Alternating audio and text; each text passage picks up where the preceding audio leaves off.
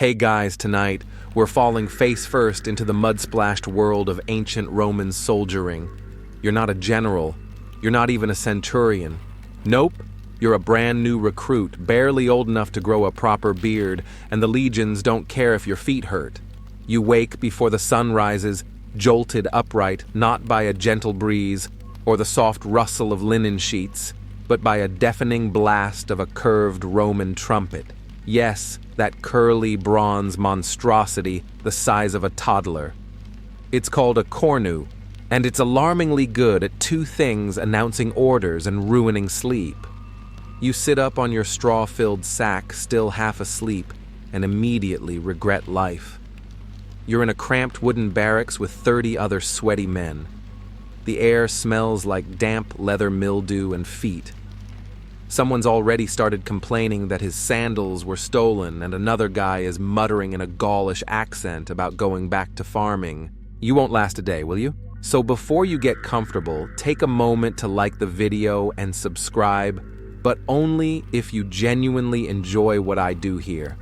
And if you're listening from somewhere special, drop your location and local time in the comments. I love seeing where all our sleepy historians are tuning in from. Now dim the lights, maybe turn on a fan for that soft background hum, and let's ease into tonight's journey together. You're ordered out of bed with a barked Latin command. Exurgite rise up a grizzled centurion with arms like carved marble storms through the room, kicking packs and yelling at a guy for snoring too loud. You scramble to your feet, still tangled in your itchy tunic. No time for stretching or yawning. The Legion doesn't believe in easing into the day. Outside, the sky is still that dusty indigo hue of pre-dawn, but the camp is already buzzing. Fires are being stoked, buckets hauled, armor polished in frantic jerks, like someone's life depends on the shine. It often does. You try to splash some cold water on your face from the communal basin, which is basically a glorified bird bath. The water's already murky, and the guy next to you just sneezed in it. Fantastic. You grab your kit-heavy sandals strapped with rawhide thongs, a stiff tunic dyed somewhere between brown and regret, and your leather belt with those dangling metal discs that jangle like a one-man percussion band. You haven't earned a full set of armor yet, but you're already fantasizing about lying under that iron cuirass just to block out the world. Breakfast is next, and you're not going to like it. It's a hunk of rock-hard bread, yesterday's olive mash, and a ladle of watered-down vinegar wine. The Romans call it pasca, you call it sour sadness in a cup. No honey, no cream, and definitely no cinnamon sugar toast. The centurion says it builds character. You suspect it builds indigestion. Across the camp, a veteran is muttering about how much better things were under the last emperor. You're pretty sure he says that every morning. Someone tries to joke that if you survive the day, you might get to polish the latrine shovel. You laugh. No one else does. Historians still argue whether this brutal morning routine was designed purely for discipline, or whether it was a psychological tactic to break new recruits before the real training even began. Either way, it's working. You shuffle into formation. The camp's parade ground is a churned-up field of mud and gravel, and the scent of singed goat lingers in the air for reasons you'd rather not investigate. The centurion paces in front of the line. His helmet plume bobs dramatically with every step. He eyes you all like a disappointed father who also happens to carry a vine staff used for beatings. He pauses in front of one poor soul who's already sweating through his tunic. "What's your name, recruit?" Marcus, sir." "Well, Marcus, your boots are tied like a Gaul's. Fix them, or I'll use you to mop the latrines." You stare straight ahead, pretending you're invisible. Eventually the horn sounds again. Time to start the day's duties. You march out of the parade ground, feet aching already with your fellow miserable rookies. No talking, no complaining, just the rhythmic clop-clop of sandal soles on packed earth and the distant cries of ravens circling overhead like tiny feathered judges. Welcome to the first hour of being a Roman soldier. Hope you didn't plan on sleeping in. You march straight from the parade ground into what might be the least relaxing hygiene routine in human history. Forget warm baths or loofahs. This is Roman military grooming, and it's about as tender as being sandpapered by an angry librarian. First up, scrubbing. You're handed a strigil, which is basically a curved metal blade designed to scrape sweat, grime, and self-respect off your skin. There's a communal jar of oil already touched by half the camp. You smear some on, it's thick, slick, and smells faintly of old olives and regret. Then you squat over a slab of polished stone and begin scraping. The sound it makes is not flattering. A fellow recruit describes it as shaving a terrified turnip, and you can't unhear that. The process works technically, but you're fairly sure it's also removing your will to live. Once scraped, you wipe down with a coarse wool cloth that feels like hugging a cactus. You thought it couldn't get worse until shaving. Yes, shaving. Because nothing says battle ready like a smooth chin. Roman soldiers, even lowly recruits like you, are expected to be clean-shaven. It's part vanity, part hygiene, and part psychological warfare. Imagine your enemies distracted by your dangerously polished jawline. A junior officer hands you a razor, a small bronze blade with all the elegance of a butter knife, and twice the dullness. You wet your face with cold water and begin hacking away at the sparse beard you've been nurturing since last festival season. The blade tugs and skips across your chin like it's in a hurry to injure you. By the time you're done, you've got at least one nick bleeding down your neck, and your reflection in the bucket looks like someone who lost a slap fight with a barber. A centurion passes by and grunts approvingly, looking like a proper soldier now. You're not sure if he's serious or just likes to see people suffer with dignity. Historians still argue whether this daily grooming ritual was about true cleanliness or more about keeping discipline razor sharp literally. Whatever the reason, it's non-negotiable. Dirty face, that's a flogging. Patchy beard, extra drills, poorly washed feet. Congratulations, you're on trench duty. After shaving, you rinse again in the communal basin. The water now looks like salad dressing. You briefly consider skipping this part tomorrow, but the last guy who did had to scrub the latrines with a toothbrush-sized reed. No thanks. Now comes inspection. You line up in your full-kit sandals, tunic belt, and your freshly abused face. A junior officer walks past, eyes scanning each of you like a bored hawk. He pauses at one recruit whose neck is still streaked with dirt. Didn't think we'd check, he growls. The poor guy is yanked out of line and marched toward the punishment post. It's not public flogging, not today, but he does get assigned to sweep out the grain store while wearing full armor. In the sun, with his helmet on backwards. Lesson received. Your turn comes. You stand tall arms at your side, staring straight ahead like you've seen statues do. The officer squints at your boots. They're a little scuffed from yesterday's practice march, but the soles are clean. He nods once and moves on. You exhale slowly. You get a brief reprieve to oil your gear. Your leather harness belt and sandals all need regular maintenance, and your hands move automatically as you rub the oil in. It smells nicer than expected, sharp, earthy, and just a bit like crushed laurel. You take a moment to breathe it in. Maybe this is what peace smells like.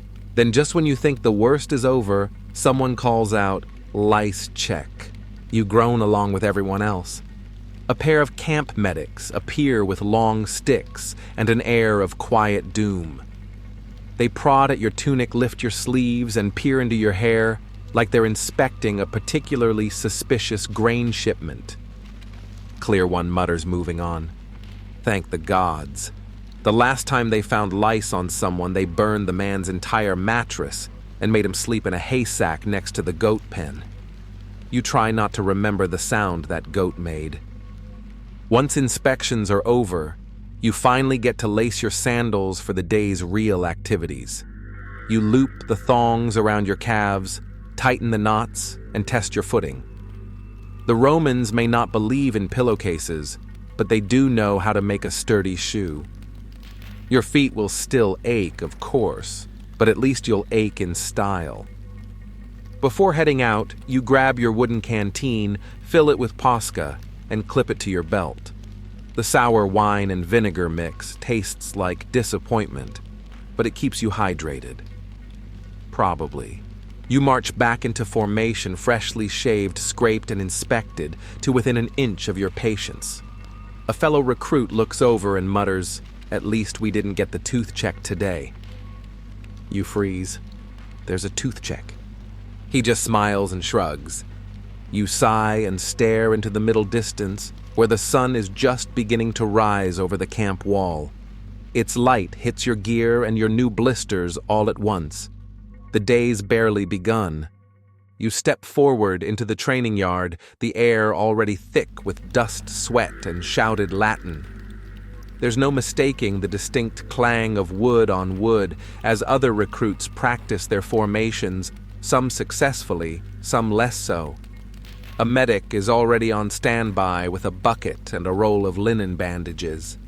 That's not encouraging. But first, a welcome surprise breakfast. Well, breakfast. You're herded toward the camp mess tent, where a soldier slaps a portion of barley porridge into your wooden bowl with the enthusiasm of someone tossing wet cement. It's grayish lukewarm and quivers slightly when disturbed, like it remembers being grain in another life. But you're too hungry to complain, and your fellow recruits dig in with the dead-eyed efficiency of people who know they'll regret not eating. You scoop a mouthful and chew. It's bland, sticky, and somehow manages to be both dry and wet at the same time. You whisper a prayer to the gods of seasoning. The porridge doesn't listen. On a good day, you might get a bit of dried fruit, or dare you dream a smear of garum fermented fish sauce that somehow improves everything and ruins nothing. Today is not that day. Historians still debate whether Roman soldiers truly despised the standard issue rations or simply got so used to them that their taste buds surrendered.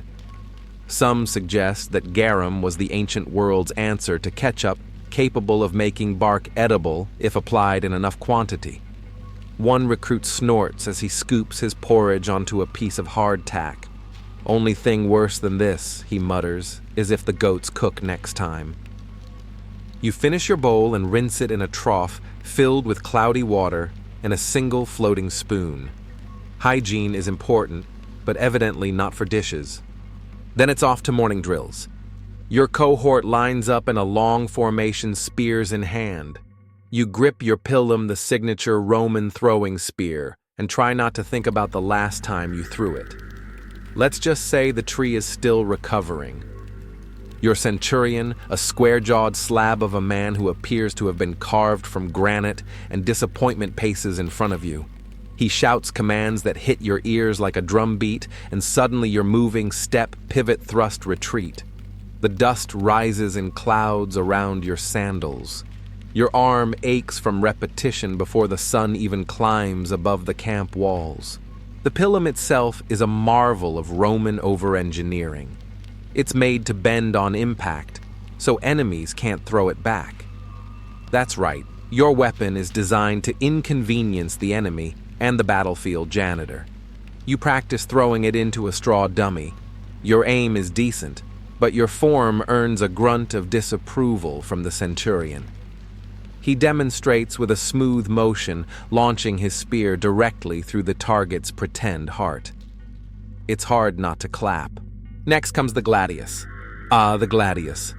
A short sword designed for up-close stabbing, optimized for compact, brutal combat. Also great for slicing bread, but that's less emphasized in the manuals. You square off against another recruit, wooden training swords in hand. Yours is heavier than expected and completely unforgiving. You lunge, they parry, you try again.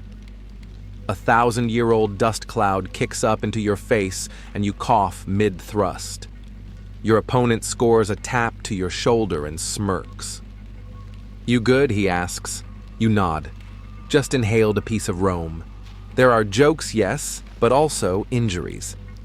A recruit 3 rows down takes a wooden gladius to the wrist and yelps. The medic jogs over, wraps it tight, and offers some thick fig syrup as pain relief. The rest of you make a mental note to fake injuries around snack time.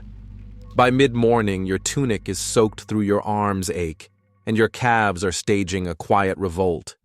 You drop to the ground during the brief rest period, using your shield as a sunshade. Another soldier lies beside you, panting. "I joined for the travel," he says, not the stabbing. Still, there's a strange satisfaction in the repetition, the rigor.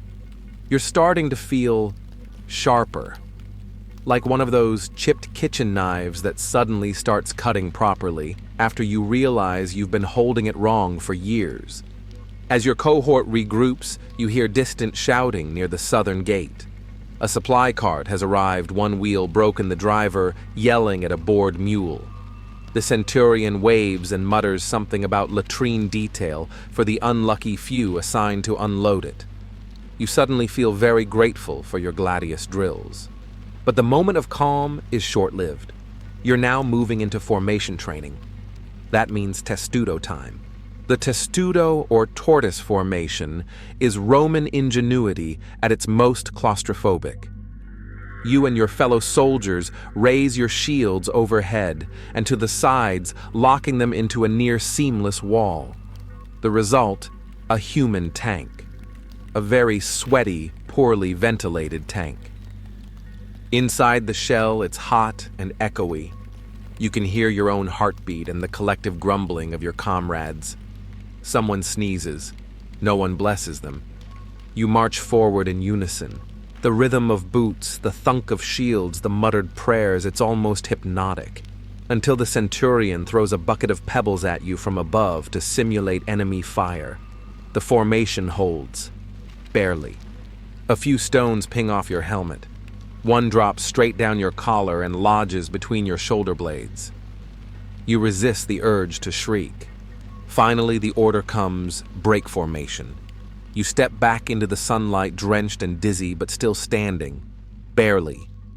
Your arms trembling from holding the shield aloft for so long, and your legs feel like half-baked dough. But you're learning. Slowly, painfully, you're becoming something vaguely competent. The centurion walks past again. This time he gives you the faintest nod. You're not sure whether that means well done or you're not a total embarrassment anymore, but either way you'll take it. Lunch arrives not with ceremony but with a bell and the smell of overcooked lentils wafting across the yard. You follow the line of exhausted recruits to the mess area, again hoping for something that isn't beige. You are, of course, disappointed. Another helping of barley gruel is ladled into your bowl this time, laced with what appears to be a trace of wilted leek. Or is it a greenish worm? You squint. No, that's definitely a vegetable. A luxury by Roman army standards. Someone in line behind you whispers, "Don't ask where the meat is." You weren't going to, but now you definitely won't. You find a spot under a patch of shade cast by a worn linen tent flap and settle in. Beside you, a recruit named Marius is poking at his meal with the end of his knife like it might try to escape. He sighs dramatically. They say we march to the edges of the earth and for what to be fed, boiled disappointment. You smile, with a hint of leek. Marius chuckles. Luxury. Next will be issued sandals with both soles. Still you eat. Hunger always wins. Somewhere behind the tent, you hear the rhythmic sound of a hand mill turning. That's part of the army's never-ending task rotation. Today, some poor soul is on grain grinding duty, turning wheat into the coarse flour used for hardtack and thick bread. It's punishing on the arms and dull as a wet scroll. Historians still argue whether soldiers were happier during meal times or simply less miserable. Food, while monotonous, was the fuel of the Roman war machine. It was carefully rationed, weighed, and stored in leather pouches or clay jars depending on where you were stationed. Spoilage was common, though Roman vinegar, the all-purpose pasca, was a favorite way to make stale water and questionable grains slightly more tolerable. You're handed a cup of it now. It tastes like betrayal and sour apples. You gulp it anyway. After lunch, there's brief free time. Some men nap. Others gamble with dice carved from bone. One guy is sharpening his gladius like he's preparing for something way more dramatic than drill practice. You sensibly head for the communal water trough to splash your face.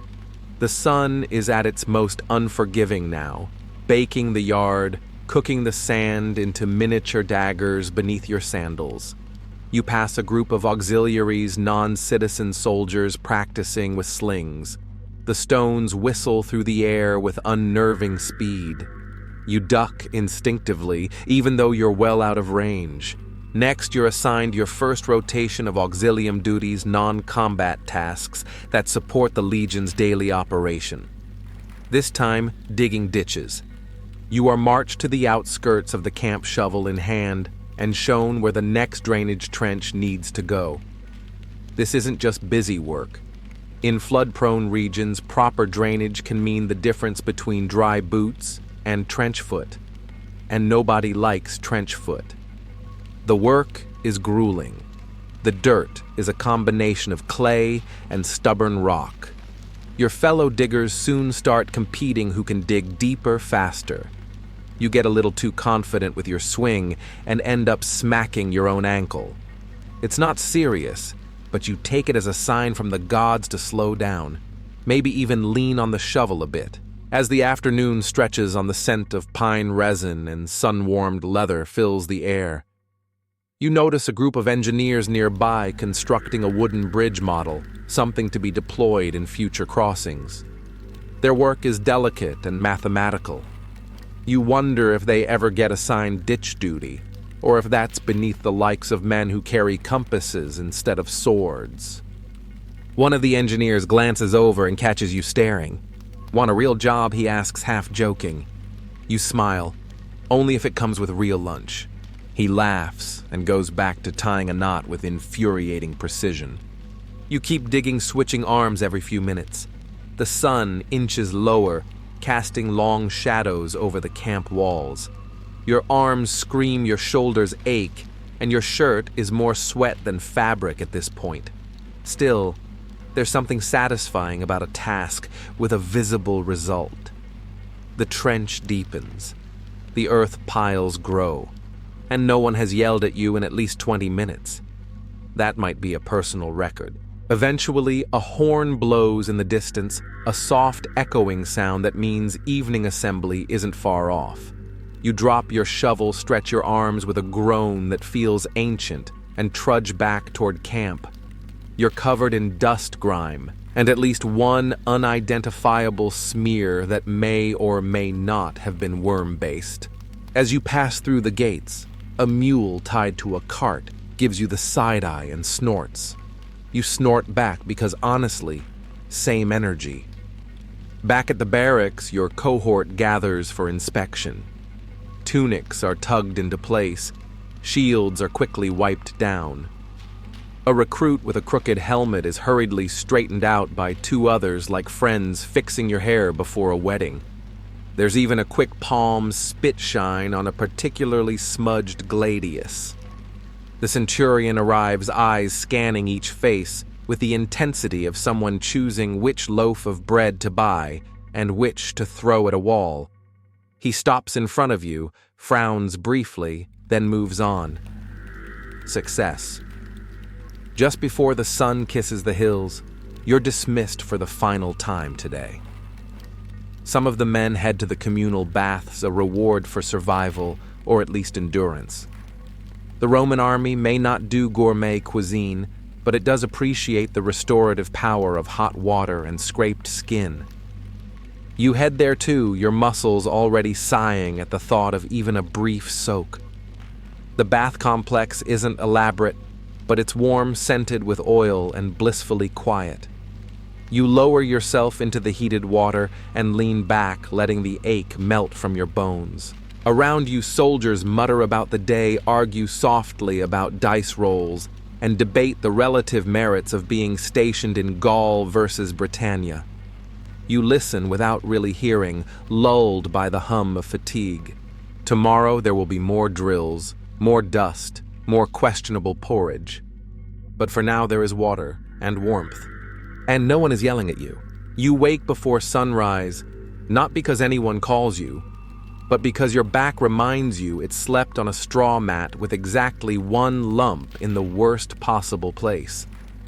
A rooster crows somewhere it definitely shouldn't be. Maybe someone brought it in as a joke or a future dinner, but the sound is real and far too close. The air is cool and damp, a brief mercy before the sun starts its campaign of personal hostility. You stretch, hear your knees creak like an ancient gate, and fumble into your tunic. Today, you've been assigned to riverbank duty, which sounds peaceful until you realize that means flood inspection, mud wading, and possibly wrestling the occasional loose boat. You trudge to the edge of camp where the land slopes down toward the river's edge. The water is calm this morning, smooth as glass, but that's a lie it likes to tell. During rainy season, this docile stream becomes a furious snake, hissing and spitting over its banks, dragging debris and occasionally livestock into its hungry currents. The centurion overseeing your unit today is named Tullus. He's built like a marble statue someone forgot to carve a smile onto. Watch for signs of soft ground, he barks. If your foot disappears, wave before you drown. You're handed a long pole for prodding the earth ahead. It's a low-tech solution but effective. One poke, one squelch, and you're sidestepping a patch of land that could have been your muddy tomb. You'd laugh if your boot wasn't already soaked. The group fans out. One soldier finds a fish skeleton in the silt and insists it's a sign from Neptune. Another steps square into a hole and nearly loses a sandal. You prod methodically, your pole tapping the earth like a blind man's cane, listening for the treacherous slurp of mud that's ready to pull you under. Historically, Roman legions stationed near rivers were expected to report changes in the water level and inspect embankments regularly, especially in frontier regions like Germania or Britannia, where nature had little regard for Roman engineering. Floods destroyed more than morale. They ruined roads, swallowed grain stores, and invited disease. And so here you are, part grunt, part hydrologist. The army trusts you to notice things before they become disasters. That puddle over there, just a puddle. But if it connects to the one behind it and seeps under the grain tent, congratulations, you've got a mold colony and rats. One of the recruits, Lucius, who is either brave or foolish, ventures too close to the edge of the riverbank. The soil gives with a squish and a very Roman expletive. He stumbles backward, face spattered with mud dignity fully drowned. You offer a hand to help him up. His pride refuses, but his knees accept. Tullus watches all this unfold with the disapproval of a man who expected you to tame the river itself by breakfast. By mid-morning, the sun climbs, the river glints brighter, and the mosquitoes arrive like tiny whining messengers of doom. You swat lazily at your neck and continue walking. Here the bank is held in place with woven reed mats weighed down by stones. Roman ingenuity at work, cheap, fast, and mostly effective, unless you're the one who has to rebuild it every time a storm visits. Historians still debate whether these water management strategies were copied from local tribes or innovated in-house by Roman engineers. Either way, they're your problem now. The pole catches on something beneath the mud. You kneel, dig gently with your fingers, and unearth a length of rope frayed, waterlogged, and suspiciously recent. Lucius appears over your shoulder. That was part of a boat line, he mutters. Must have snapped during the last storm. You both scan the river. Sure enough, downstream, a half-sunken boat tilts lazily near a clump of reeds, looking like it's trying to retire early. Should we tell someone? Lucius shrugs. Or pretend we didn't see it and let the engineers handle it. Practical. Tempting. But your sense of duty, or maybe just the fear of getting blamed, wins out. You flag down Tullus, explain the situation, and are rewarded with an order to retrieve the boat. So now you're a river waiter. You and Lucius roll up your tunics and trudge downstream, squelching through mud that seems to resent your presence. The boat groans as you grab its side, tugging it toward shore. It's heavier than expected, half full of water, and for some reason a collection of what look like pickled fish jars. You try not to question it. Hauling it out becomes an impromptu team-building exercise. You dig your heels in, grip the edge, and heave, while Lucius pushes from the back, muttering curses at the universe. With one final shove, it slides onto the gravel like a beached whale. You collapse beside it, panting, proud, and soaked. Someone upstream gives a half-hearted cheer. You wave weakly. By the time you get back to camp, the sun is directly overhead. Your tunic is streaked with grime. Your hands smell faintly of fermented herring, and your right boot now contains a small pebble that refuses to leave. You don't even bother changing clothes before heading to mess. Lunch today is boiled millet with what might be dried onion shavings, a step up or sideways depending on your taste. You eat quickly and quietly, trying not to fall asleep in your bowl. In the afternoon, there's a short break before drill resumes. You sneak off to a quiet patch of shade near the equipment tent and collapse with a grateful grunt. You lie there staring at the fluttering linen above, half listening to the soft rhythm of nearby footsteps, armor clinks, and the occasional complaint about sand in unspeakable places. Around you, life in the Roman camp goes on, predictable, grueling, and weirdly soothing in its routine. You've survived another half day without being reassigned to latrine duty or made an example of in front of the century. Not bad, you think, as you doze off to the sound of a fly buzzing somewhere above your head and the very faint, very distant sound of someone slipping in mud again. You're jolted awake not by shouting or a horn, but by the clatter of wooden wheels and a donkey with clear emotional damage. It drags a supply cart through the gravel like it's had enough of military logistics and is ready to unionize. The short nap has done its job, though. Your legs ache less, your mind feels just a bit less fogged, and the dried sweat on your neck has stopped actively insulting you. Unfortunately, it's time for weapons drill. Now, to be fair, Roman weapons drills are less about swordplay and more about synchronized suffering. You line up with your contubernium, your unit of 8, and face the training post. It's a thick wooden pole jammed into the ground wrapped in sackcloth. It looks innocent. It is not. The moment the optio, your centurion's assistant, shouts begin, the air fills with grunts, dust, and the thwack of practice swords against wood.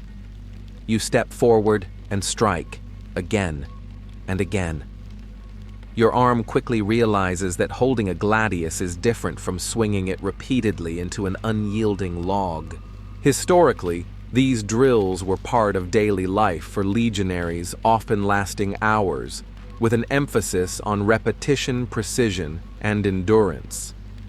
The idea was simple. If you could strike a hard post 1,000 times without collapsing, doing the same to a barbarian would feel like swatting a fly.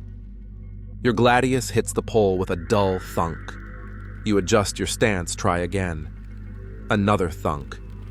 Maybe slightly more heroic, hard to say. Next comes formation work.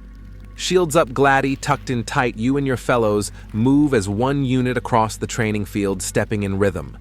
The optio walks beside you, barking corrections. Shield higher, left foot first. Stop looking like you're asleep. You resist the urge to point out that sleep is a luxury afforded only to senators and house cats. The testudo, the tortoise formation, is practiced next. You all close ranks, front shields out, top shields overhead. Inside, it smells like a sauna filled with leather and man soup. Outside, the sun bounces off the metal rims like it's auditioning for a war god spotlight. Then the rocks come. Not real ones, thankfully, just bundles of cloth lobbed by fellow recruits standing at the edge of the field. They're testing your cohesion, making sure no one flinches or lets their shield sag. One hits your helmet with a soft thump. You bite back a sarcastic thank you. Quirky fact, some legions used painted stones or bundles dyed with herbs to mark hits for later analysis, a surprisingly advanced way of tracking mistakes before actual combat made them permanent. Lucius beside you mutters under his breath, "This is why I should have become a baker." You nearly snort and your shield wobbles. The Optio pounces. Who dropped their guard step out. 10 laps. And that's how you end up jogging around the camp perimeter in full gear with a gladius bouncing annoyingly against your thigh and your dignity wheezing behind you. Historians still argue whether Roman weapons training was more brutal than effective, but the results were hard to deny. Legionaries were famously disciplined, well-drilled, and terrifyingly good at turning into human walls. After laps and more drills, the Optio finally calls a halt. You drop your shield with a thud that sends a cloud of dust into your nose. You sneeze, which somehow echoes across the yard. Hydration, someone calls, sweet blessed water. You line up at a barrel with a ladle. It's lukewarm, slightly gritty, and tastes faintly of wooden spoon. It might also be the best thing you've ever had. You down 2 ladles worth, then let the third trickle down the back of your neck. Luxurious. The sun has started to angle west, casting long shadows that promise the day might eventually end. Your body is tired, your fingers blistered, but there's something calming about this kind of exhaustion. It dulls the mind just enough to stop worrying. You slump down near the shade of the granary, chewing on a strip of dried meat that may once have dreamed of being beef. The flavor is philosophical. You chew slowly, watching a group of newer recruits struggle to lift a training log clearly designed to ruin friendships. Lucius flops down beside you, already halfway asleep. "We die tomorrow," he mutters, eyes closed. "More likely we flood," you reply, "then die." Comforting. You glance at the horizon. A few clouds are starting to build. Not thunderheads, not yet. Just enough to make you pay attention. There's a quick inspection before evening meal, and you're told to polish your helmet. Again, it's already polished. You'd argue, but arguing means 10 more laps, so you find a bit of cloth and start rubbing like your life depends on it. Which, in Roman fashion, it might. Another quirky tidbit: Roman legionaries sometimes used vinegar to shine their bronze and brass equipment. It smelled awful, but so did everything else, so no one noticed. As twilight creeps in, you're summoned to evening formation. You line up weapons, checked, roll called. There's a short address from the centurion, mostly about maintaining dike walls and not falling asleep during watch. Then you're dismissed. Dinner is lentils and barley porridge. You eat it while sitting on a low stone wall with your helmet beside you, pretending it's a dinner guest who listens better than most people. Lucius shows you a small beetle he found in his mess bowl. You naming it. Already did, Tribune Crunchius. Dignified. The two of you chuckle quietly until the stars come out. As the camp begins to wind down, you feel the fatigue settle in like a blanket. Limbs heavy, mind drifting. There's still work tomorrow. More river patrols, more drills, more pretending your boots aren't slowly becoming sentient from all the moisture. But for now, you've earned your rest. And if it rains tonight, well, you'll sleep through it probably. Sleep comes surprisingly fast, considering you're lying on a thin, straw-stuffed mattress that smells faintly of goat and disappointment. But exhaustion is the great equalizer, and soon you're floating somewhere between dream and drizzle, barely conscious of the soft patter of water on the leather awning above. Unfortunately, that gentle tapping escalates by dawn into a full-on drum solo. You blink awake to the unmistakable squelch of sandals in mud. A fellow legionary stomps past your tent flap, muttering curses that are probably illegal in at least 3 provinces. Rain has arrived, and with it, the ancient enemy of dry socks, the flood season proper. You wriggle into your tunic still damp, because everything is damp, and pull on your sandals, which now offer all the foot support of 2 wet sponges. Stepping outside, you're met with a scene of cheerful misery. The camp is a mosaic of puddles, each deeper than the last, with occasional islands of trampled hay that do nothing to help. Today's assignment: reinforcing the dikes. These dikes, earthen levees built along the riverbanks, are the last defense between the camp and a very soggy disaster. They're not glamorous, they're not inspiring, but without them, you'll be floating downstream by lunchtime. You trudge out with your squad, dragging tools, shovels, wicker baskets, and wooden stakes through the ankle-deep slush. The mud sucks at your feet like it's hungry. You find yourself rethinking your life choices. Roman soldiers were no strangers to flood management.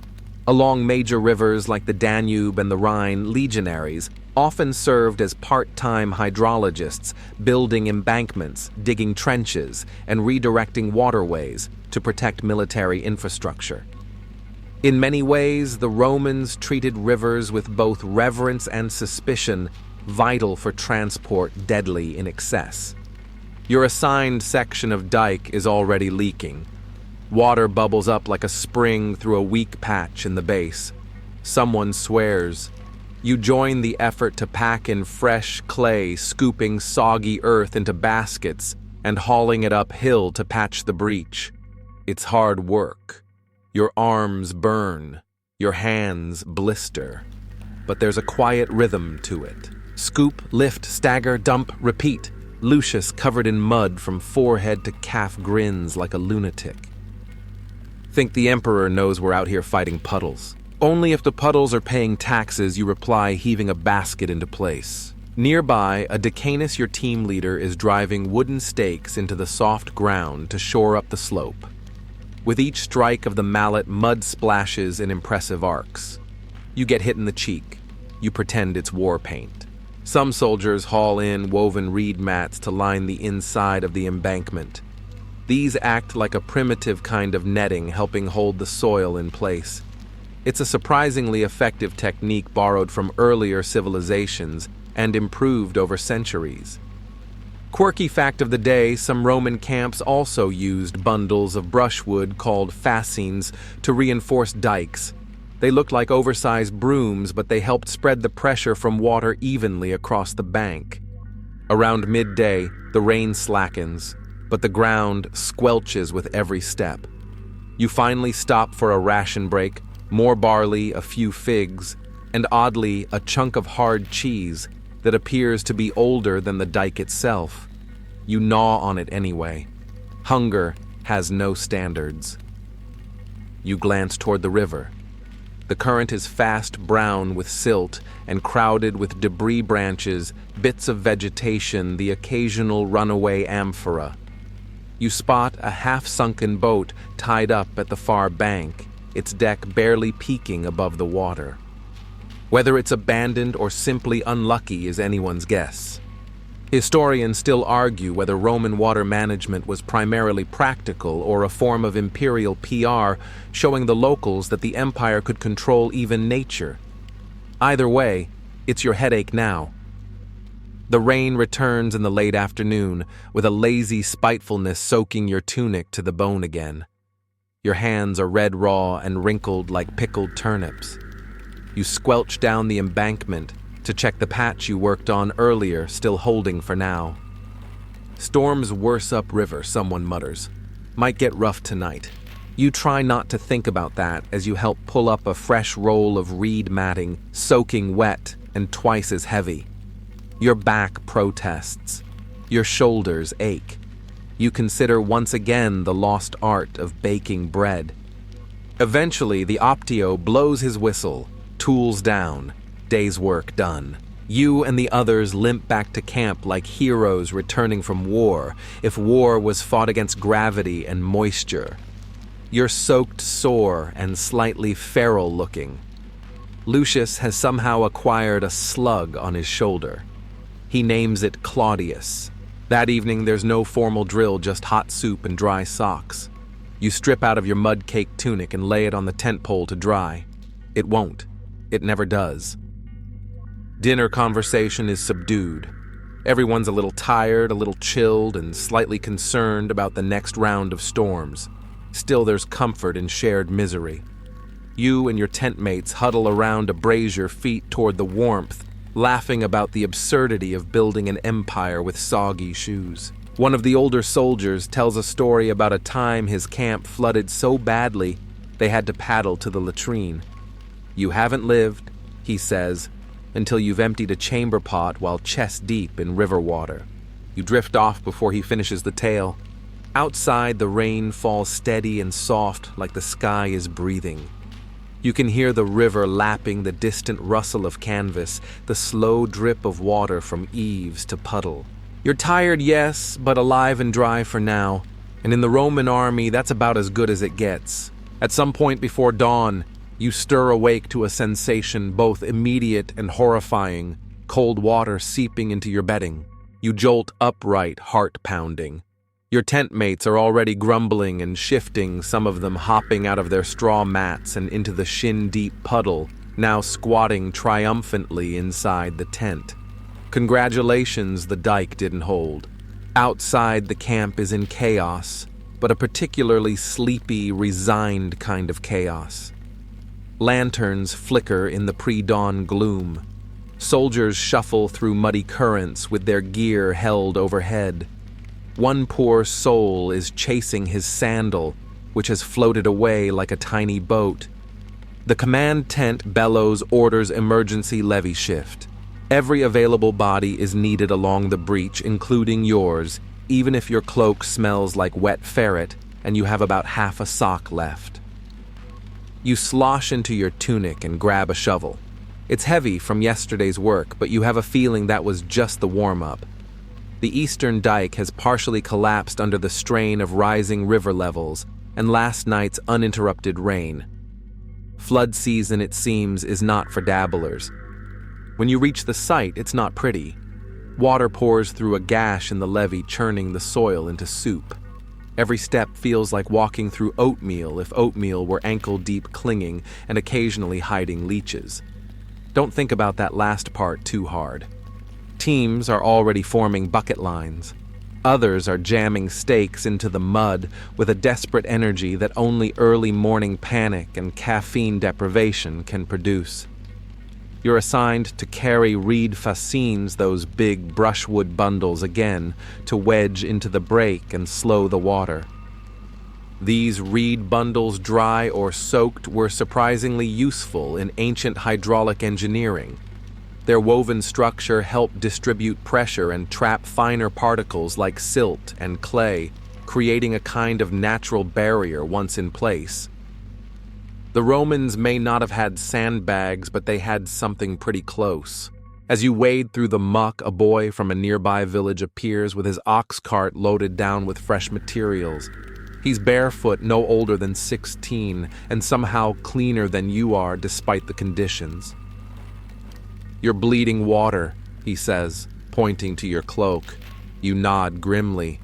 "Better than blood," you mutter, and toss a bundle onto the growing pile. By mid-morning, a rhythm sets in again.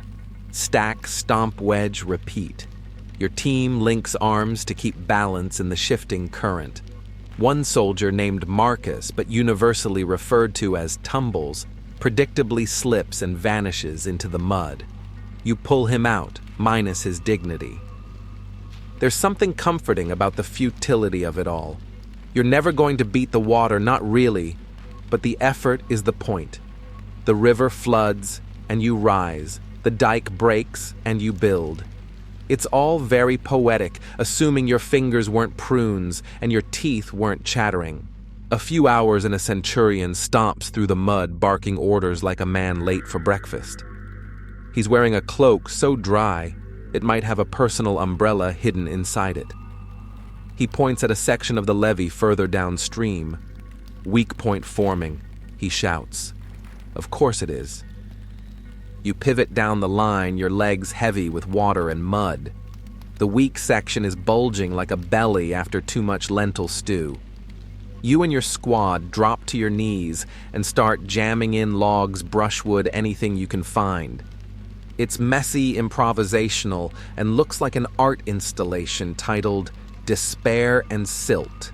Historians still argue whether these emergency measures were standard operating procedure or desperate improvisation. Ancient manuals reference levee maintenance, but are suspiciously vague on the exact what to do when the river tries to kill you protocol. During a rare lull, you spot a small shrine near the riverbank, probably dedicated to Hebo, the god of the Yellow River. Offerings of rice coins and incense are set along the base, already waterlogged. One soldier bows lightly before placing a worn amulet next to the others. You follow suit with a nod. Can't hurt, right? Despite everything, the breach begins to slow. Water still gushes through, but the improvised barricade is holding for now. Morale creeps upward.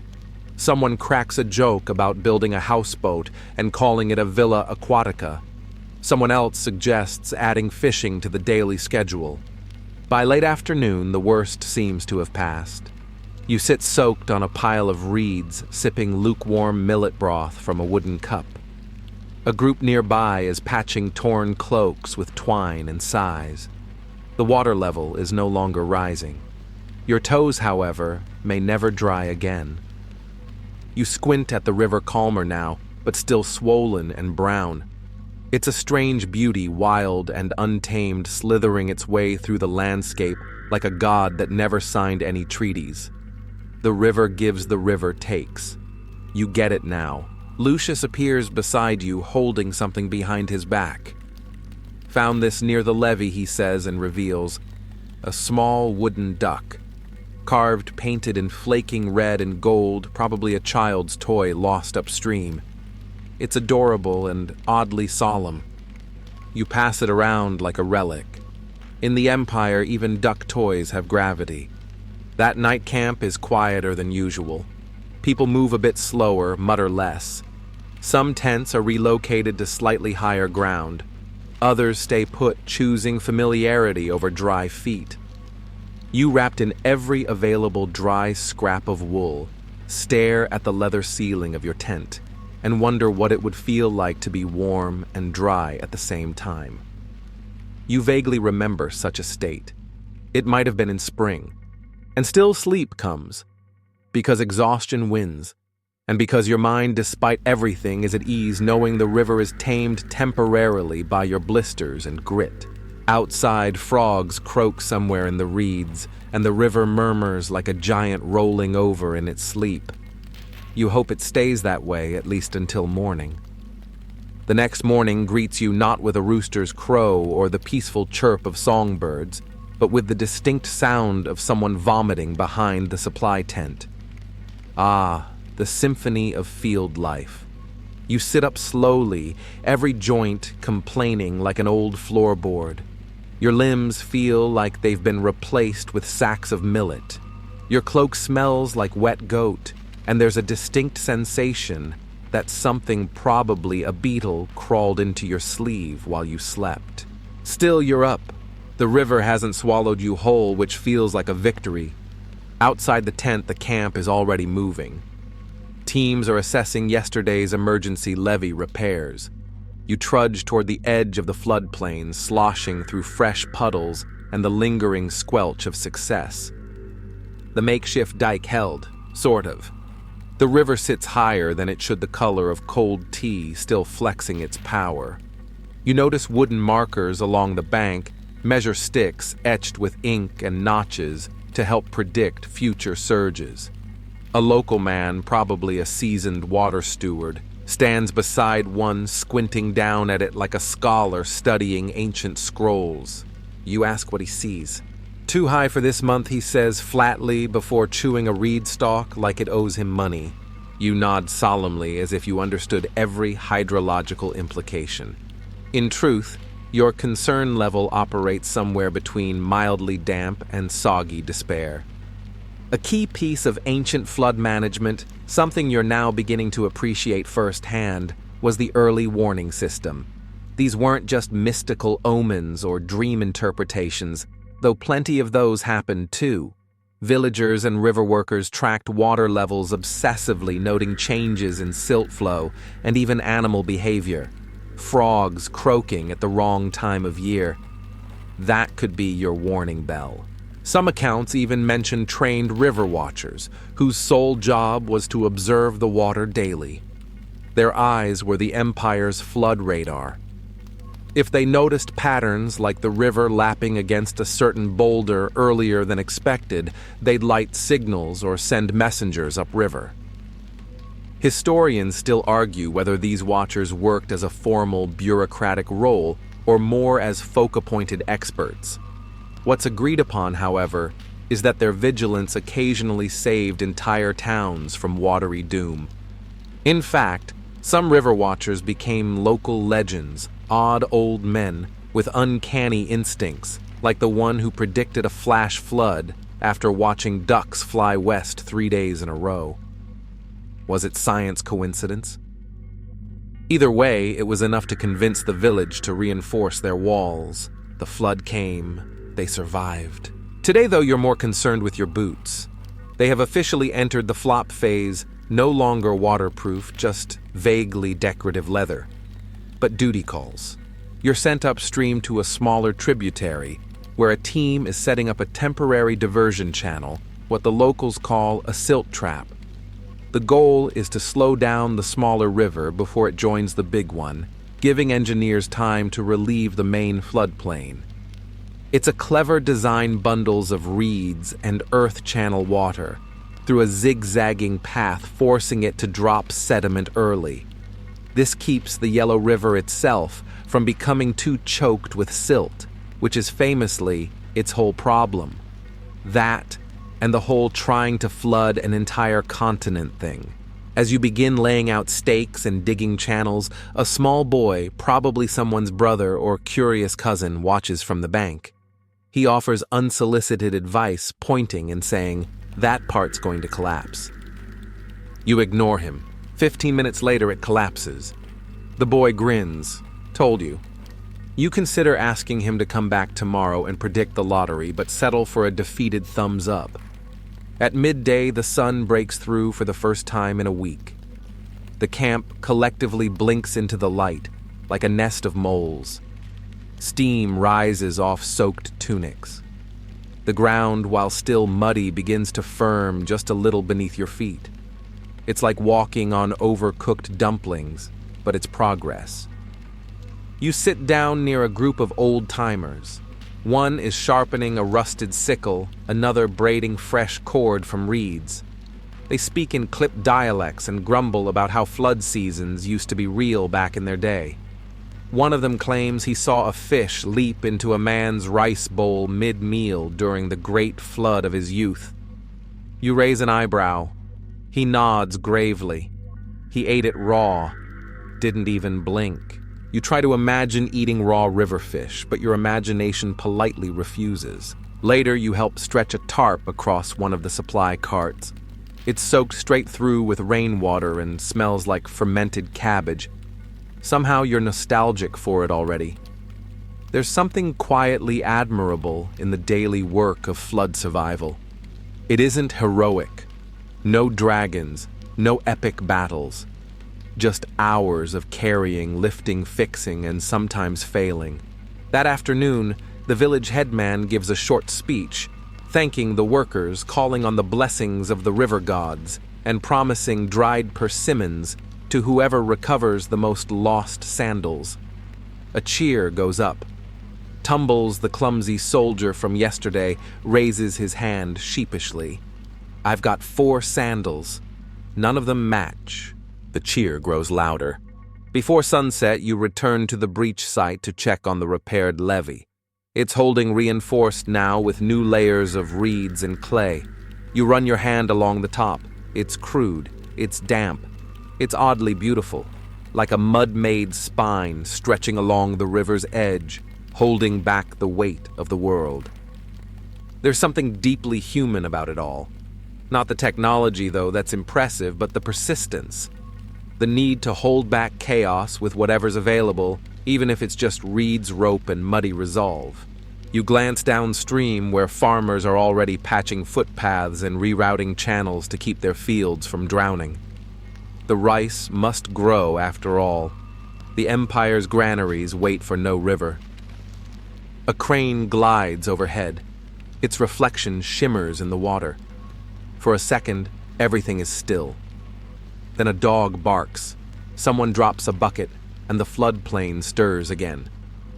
You smile, and then you sneeze, loudly, which startles the crane and causes 2 oxen to bolt briefly before their handler curses your ancestors. Ah well, another day, another dike.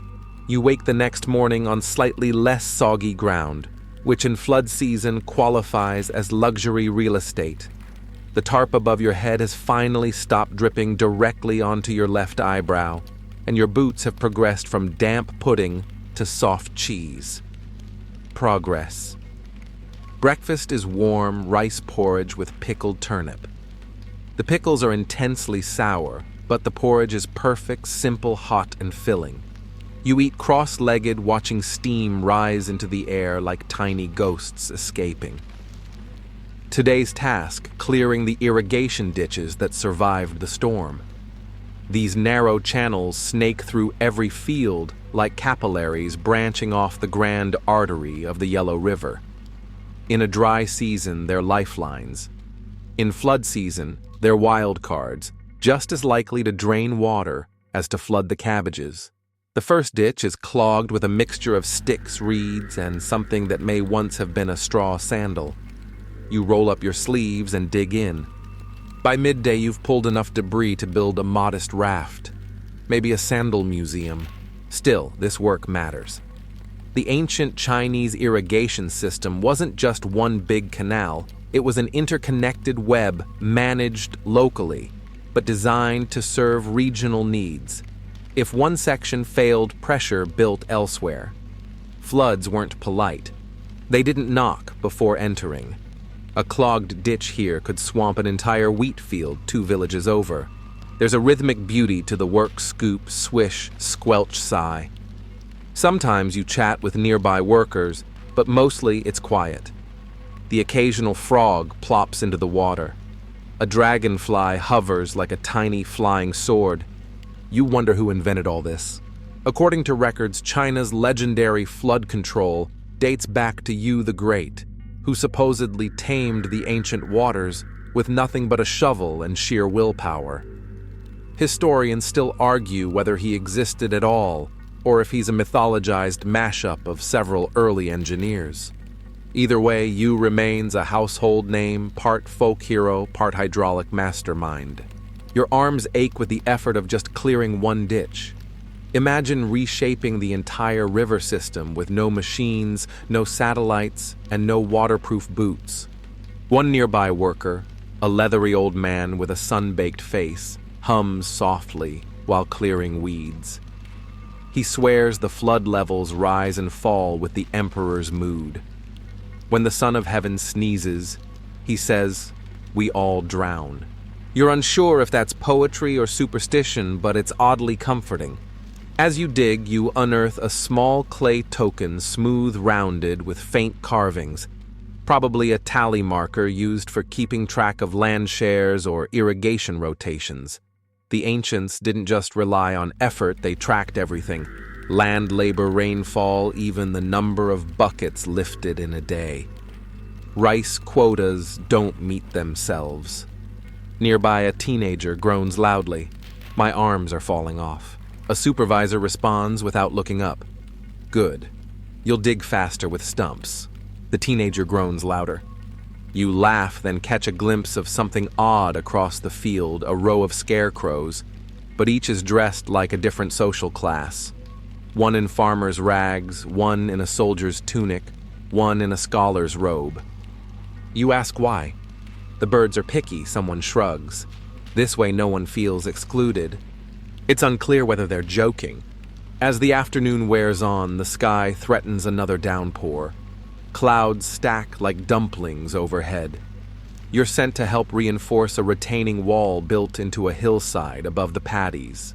This wall, a low barrier of woven willow and clay, is crucial. If the hill gives way, the water will surge downhill and drown half the grain stores. You can't help but notice that the willow branches used to build it are already sprouting.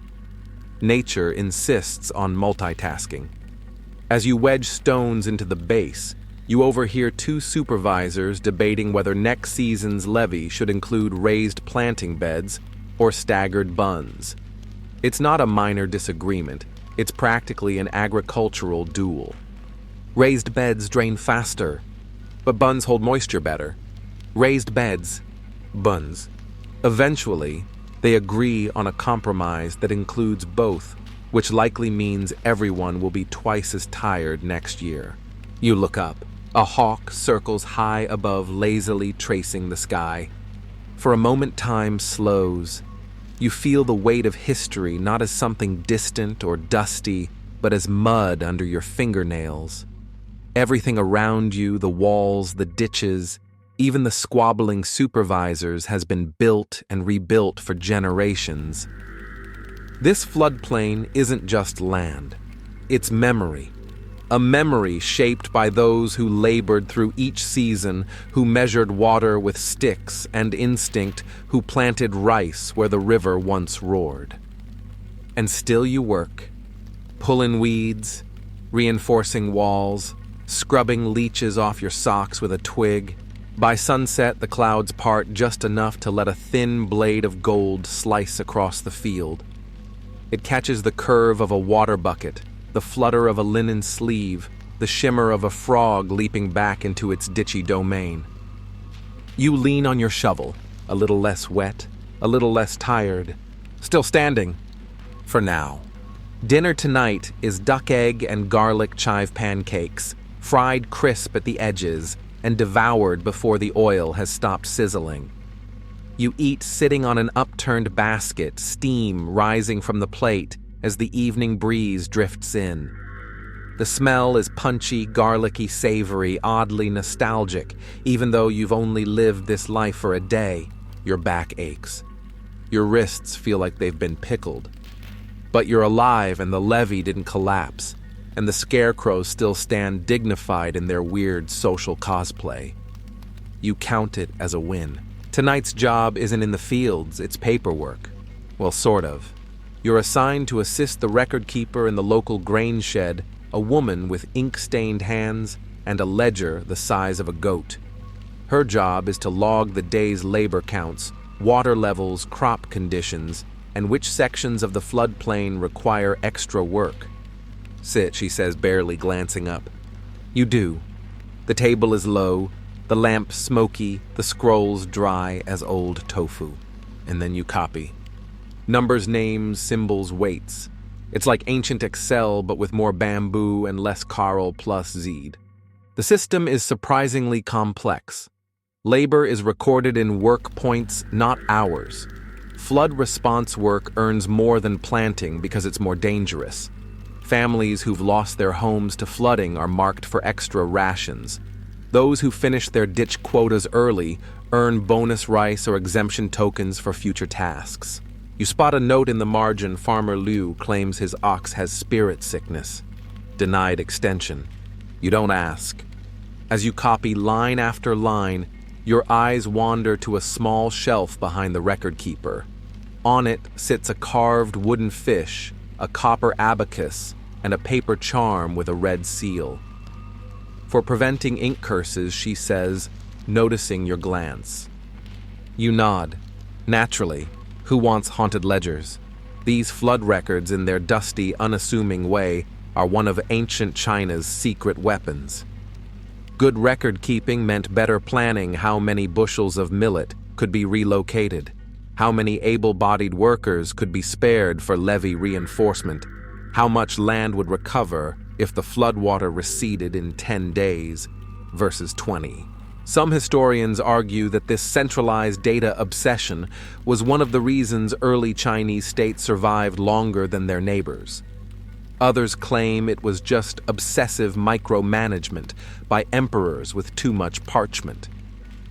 Whatever the reason here, you are carefully transcribing that Farmer Wu has planted 1/2 plot of rice, 1/4 of lotus root, and one mysterious symbol you're too polite to ask about. Outside, you hear the shuffle of wooden sandals and distant laughter from the cook tent. Someone sings off-key. A dog barks once and then presumably regrets the decision. The record keeper lights a fresh oil lamp. "Almost done," she mutters. You stretch your fingers and steal a glance out the open window. Fireflies blink lazily over the now glimmering fields. The ditches you helped clear earlier sparkle with the reflected lamplight, like tiny glowing veins winding through the soil. The record keeper finishes with a final flourish. "Done. Go wash. You smell like eel." You don't argue. Washing is done at the river's edge by torchlight. A flat rock serves as a communal basin. You rinse your face, splash your arms, and attempt to demud your socks, which may now legally be considered sedimentary layers. As you dry your hands, a few fellow workers gather nearby. Someone pulls out a Sheng mouth organ made of bamboo pipes and begins to play a low, mournful tune. Another begins to hum along eyes closed, swaying slightly. You sit down on the riverbank just out of reach of the rising water and listen. It's a moment, small, quiet, and deeply human. You think of the ledgers again. How every name recorded in those columns belongs to someone here, someone who ate, worked, got drenched, probably complained about it, and maybe sang a little by the river before bed. The song ends. A silence follows deep as the night itself. Then someone, probably the sandal kid, farts audibly and ruins it. You all laugh. And just like that, the tension lifts. Someone throws a pebble into the river, and the ripples glide outward until they disappear into the black. You head to your sleeping mat under the tarp. The stars are out now, faint and scattered like rice grains flung across the dark sky. You lie back, hands behind your head, and breathe. Flood season may not be over. The ditches may clog again. The scarecrows may unionize. But for tonight, you've earned your rest. Somewhere nearby, a frog croaks in agreement. Morning comes not with a rooster, but with the wet slap of sandals and someone shouting about bean curd. You sit up on your sleeping mat, disoriented hair sticking to one side of your face like a medieval scarecrow who's had a hard night. The tarp above you sags with dew. You give it a thump and receive a satisfying splash in return. Today you're on levee patrol. The levees, those long raised earthworks that zigzag like overcooked dumplings across the plains, are the village's main defense against the Yellow River's unpredictable tantrums. Your job is to walk them, check for weaknesses, and make notes on any suspicious squelching. You're paired with an older farmer who introduces himself as Uncle Crane, though he's clearly never met a crane, let alone resembled one. Short, squat, and with a beard like a sun-dried mushroom, he walks with the determination of someone who does not trust you to spot anything useful. You see that he grunts, pointing at a patch of weeds growing along the edge of the embankment. Yes, you say. That's bad. Roots weaken the walls. Oh, you know how we used to fix that. No.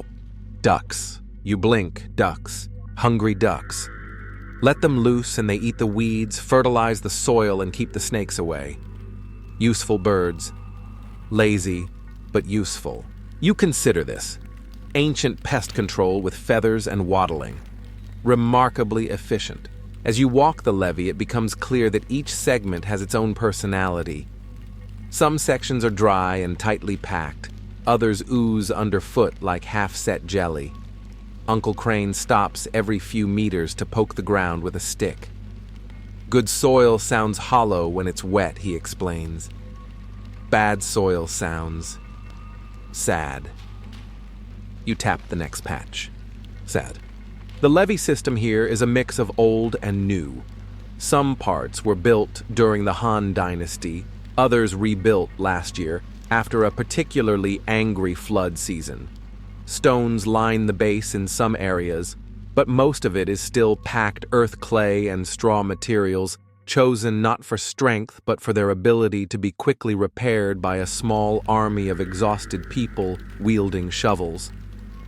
One debated point among historians is whether these levees were primarily engineered from centralized plans, or if villages like yours mostly built and adapted them locally. The answer is probably both. Imperial officials loved big projects, but so did local grandmas who were sick of their laundry floating away. You pass a small shrine set into the levee wall, a tiny wooden box with red ribbons and a carved frog. Offerings of rice and coins sit inside.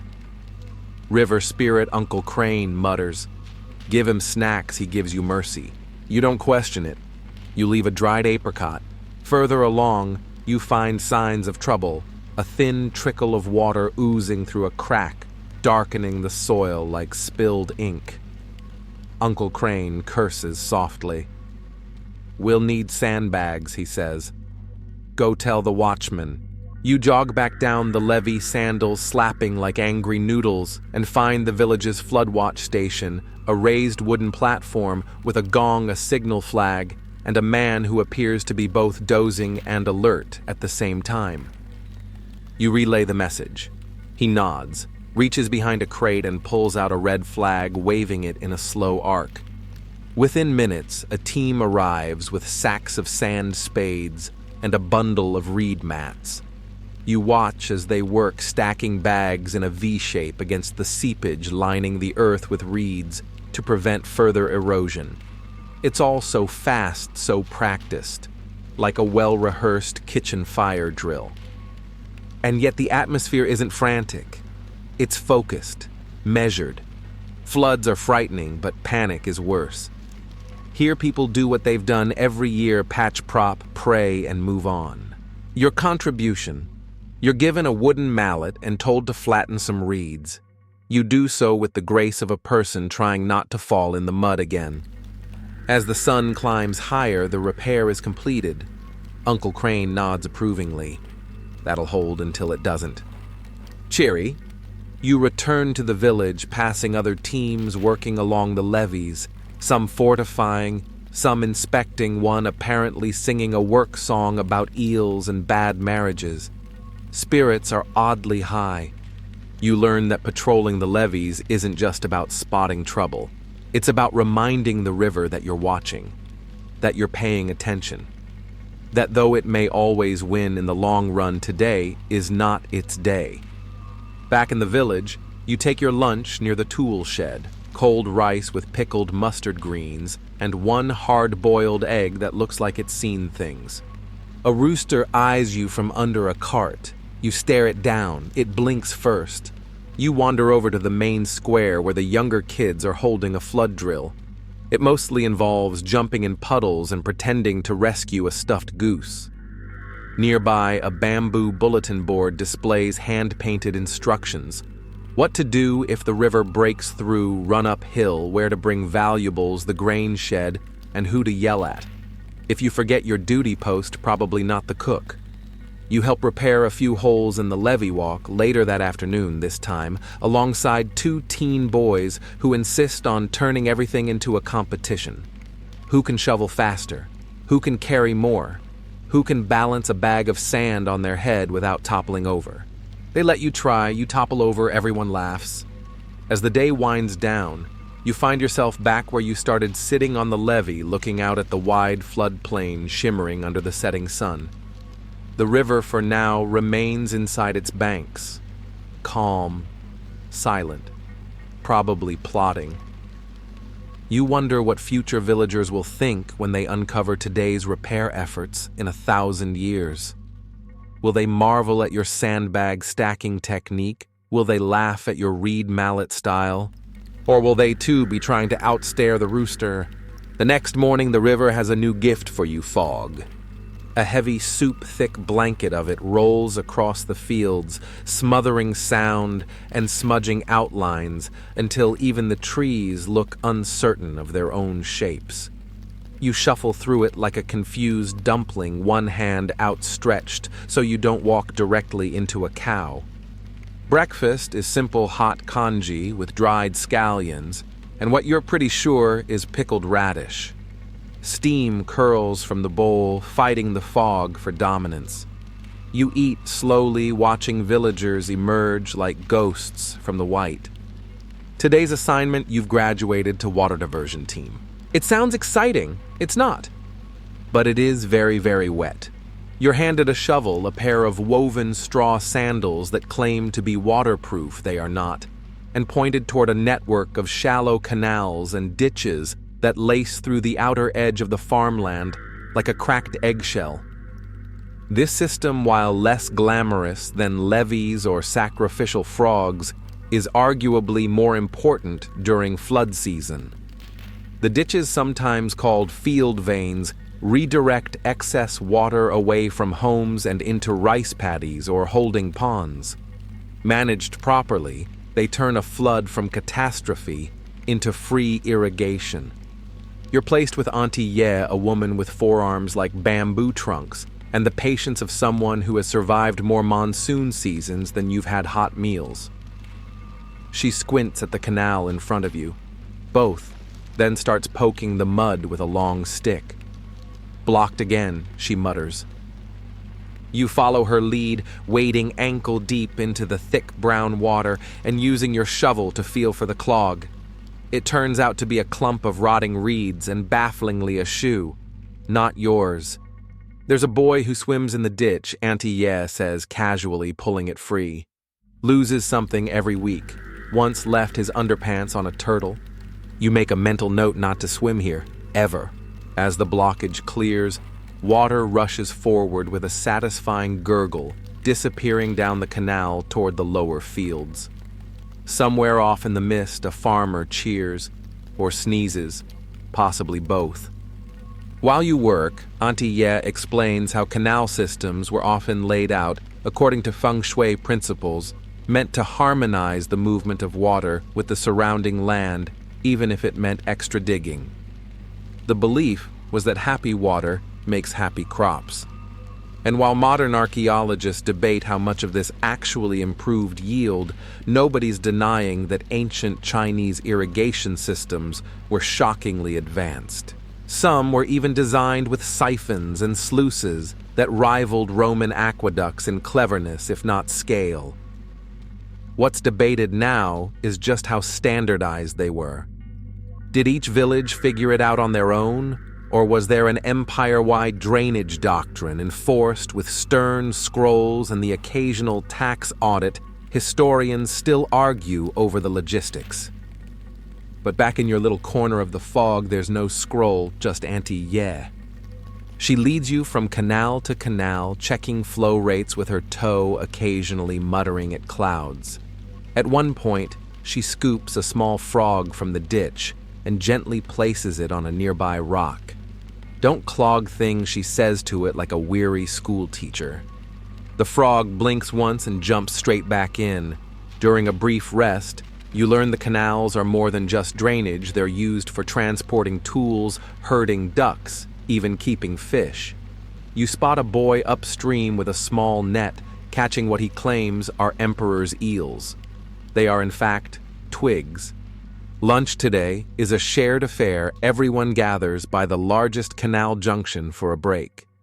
There's taro dumplings, boiled greens, and fermented tofu that smells like a philosophical debate between cheese and old socks. You sit on an overturned bucket watching as Auntie Ye explains to two younger girls how to read water patterns. See the bubbles, that means air is getting trapped. Dig deeper. No bubbles. Good flow. It's hypnotic. The way she watches the surface as if it's speaking a language only she understands. You wonder how many generations of farmers before her stood in this same ditch, squinting at the same bubbles, muttering about flow rates and frog-related delays.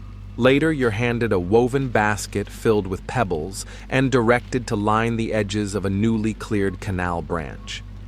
This, you're told, helps prevent erosion during heavy runoff. You do your best, even if most of the pebbles seem determined to roll away. Stack with your fingers, not your eyes, someone says behind you.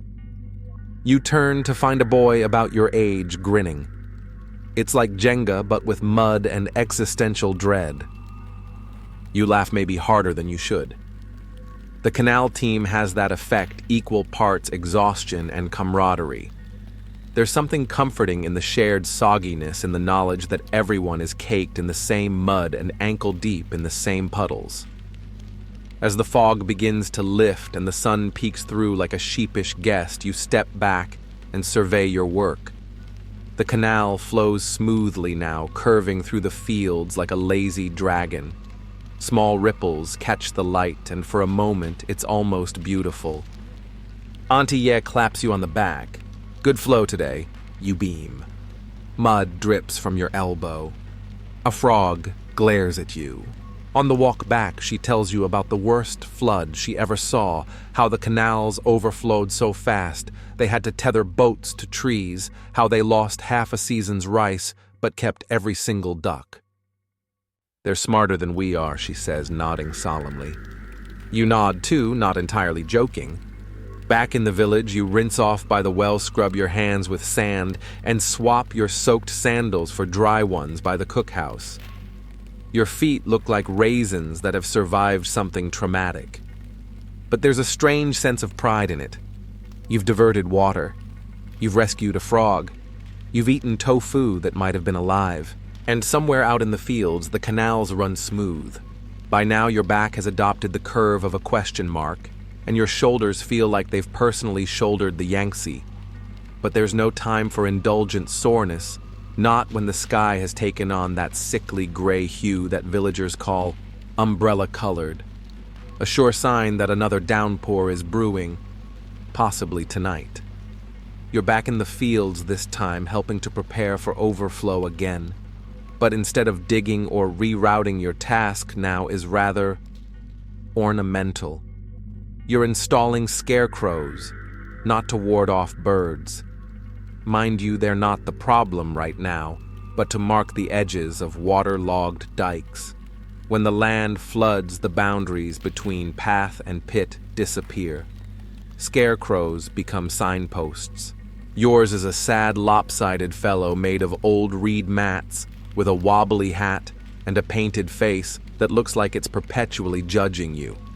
You plunk it into the ground, tie it off, and step back. The villagers have a tradition of naming them. Someone suggests Emperor Drencho the Damp. He seems satisfied. You move on to reinforcing dike walls using bundles of rice straw lashed with rope. These bundles are tucked along the sides of embankments, creating a soft armor to absorb pressure when the water level inevitably rises. Ingenious, really like flood control via aggressive quilting. A boy named Muguo tells you they also used to stack bricks in imperial times, but out here in the rural provinces, bricks are like silver rare, heavy, and liable to fall on your foot. While you're at it, someone hands you a pot of sticky rice paste, for ceiling cracks, they say. You stare at it, then at the crumbling mud wall. You're not entirely convinced this isn't just lunch leftovers repurposed out of desperation. But remarkably, it works. The paste seeps into crevices and hardens under pressure, forming a sort of edible concrete. Historians still argue whether such methods were actually codified or just folk fixes passed down generation to generation. Some believe regional warlords formalized these techniques during the Warring States period, using dike labor as both flood control and a political loyalty test. Others think it was just common sense born of watching 1,000 floods roll in and roll out, leaving silt and wisdom behind. Either way, you're now elbow deep in glutinous rice and wondering if there's a snack break coming. There is, and it's sweet potato slices roasted over a clay stove served with a dab of fermented soybean paste. You sit with Muguo, watching rain clouds pile in like grumpy sheep. You talk about ducks, and he tells you how his cousin once trained one to follow commands. It only listens to insults, he explains. Call it useless worm, and it salutes. Noted. Afternoon light turns syrupy as everyone rushes to finish reinforcing a large embankment just beyond the village. This one protects a grove of mulberry trees used to feed silkworms, a valuable crop. It has higher walls, stronger gates, and a more nervous-looking team of elders poking at it with long poles. You're assigned to check the sluice gate. It's a wooden contraption rigged with ropes and counterweights designed to be raised or lowered to control water flow into the holding pond. It's also stuck. After several tries and one near fall into the pond, you get it open. Water rushes in like an eager dog. A nearby elder grunts his approval. Good timing. If the fields flood too fast, better to lose the outer rows than the trees. That's the rule of flood hierarchy. Rice can regrow fast. Silkworms take longer people. Well, people don't regrow. Someone nearby is tying prayer strips to the trees. Bright red fluttering like whispers in the rising wind. Not everyone relies on dikes and sticky rice. Some still hedge their bets with a few well-worded pleas to the heavens. The rain starts as a drizzle, then builds like a story, soft at first, then sharp, then relentless. You're soaked within minutes, straw cape clinging to your arms, hair plastered to your forehead, but you don't stop. No one does. You keep stacking straw, pressing it into place, watching the water rise inch by inch, like an unwelcome house guest. At some point, you help tether down a section of bamboo fencing meant to block debris from rushing down the hillside. Your hands are raw, your feet feel like soup dumplings, and a leech has attached itself to your ankle. You name it Greg and carry on. By twilight, the clouds are dragging themselves across the hills like tired oxen, and the wind smells faintly of rain earth and the communal effort of people who've done this dance for hundreds of years. You gather with the others in the longhouse, an open-air shelter with bamboo mats and oil lamps. Someone is brewing tea. The fire crackles.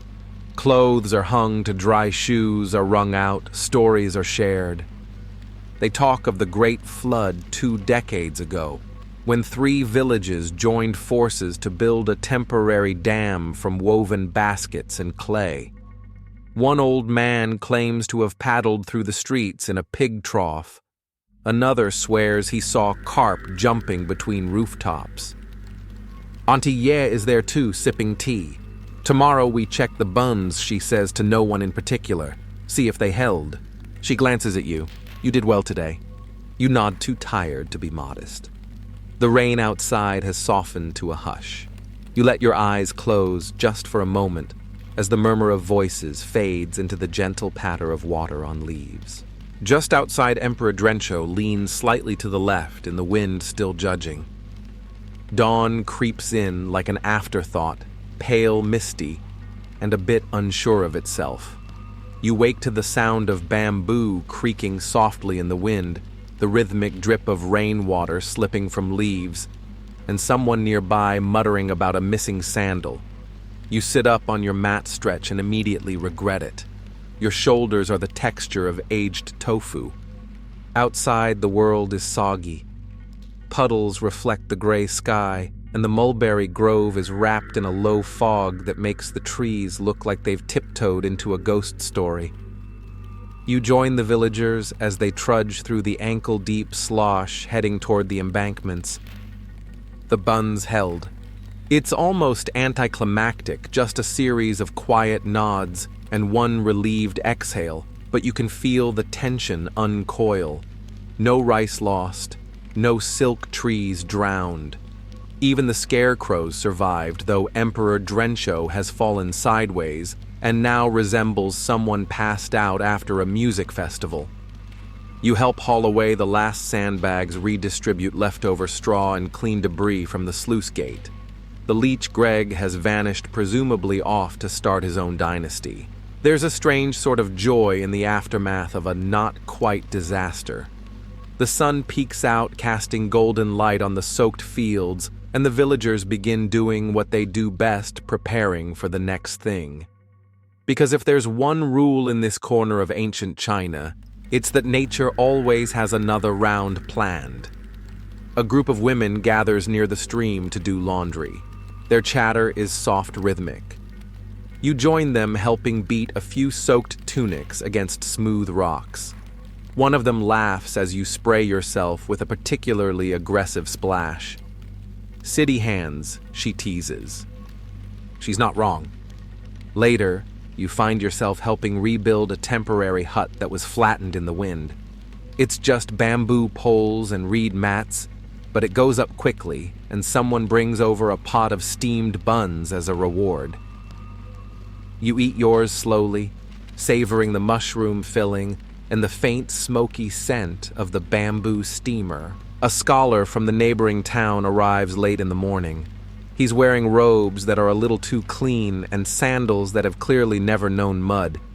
He's here to record flood conditions and offer some sage advice, which mainly consists of quoting ancient texts and suggesting a prayer ritual involving gongs.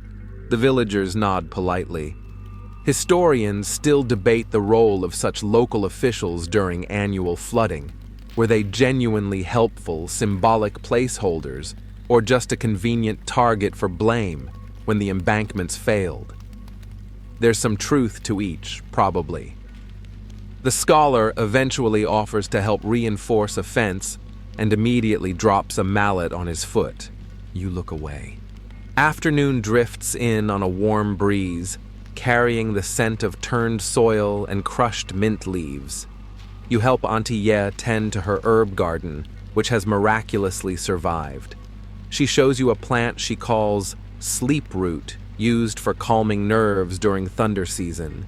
She crushes a leaf between her fingers and lets you inhale the scent. It's grassy, soothing, oddly familiar.